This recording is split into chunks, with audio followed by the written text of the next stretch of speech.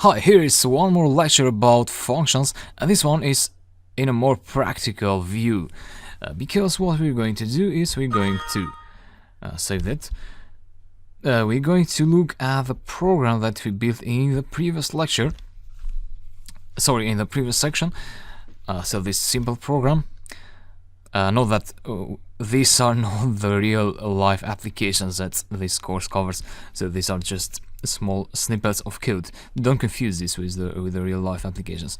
We'll cover 10 real world applications later in the course. So in this program, what this did was it asks you for the age. Let me guess. That's not exactly my age, but anyway, 90. So this will print out your age plus 40. So 90 in this case. And what I want to do in this lecture is I want to organize this code better by putting this inside a function.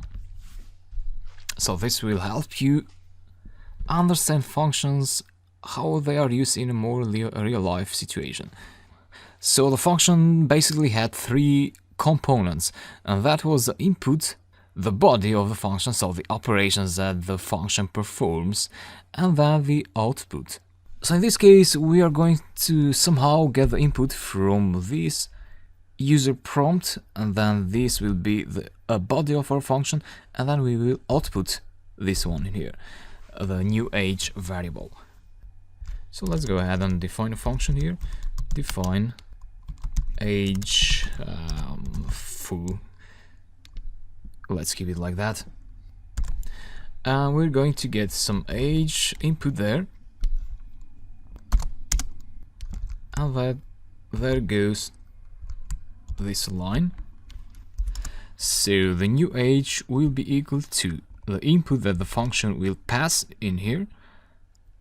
So we convert that input to a float, and then we add 50 to that, and then we return new age.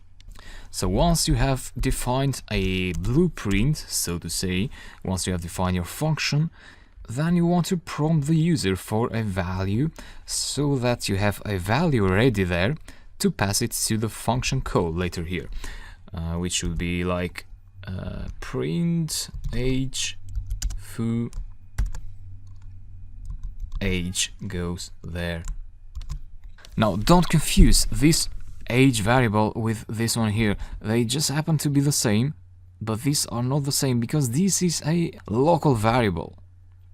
Well, this one in here is a local global variable. Sorry, a global variable, local variable. So what happened is when Python executes this script, it goes line by line. So it reads the first line, second, third, and it knows it's sort of records in the memory this kind of blueprint. But anyway, this is just a blueprint, so it will not output anything. And then it goes to the next line. This is empty. Okay, go to the next line. Age equals to input. We have an input function which creates a user prompt, so it prompts the user this message, and then the user submits a value, and that value is stored in the age variable. So this is a global variable. It doesn't have to do with this one here. And then what happens is we call the function agefoo, and inside that function we pass the value stored in this age global variable. So let's say the user passed 40.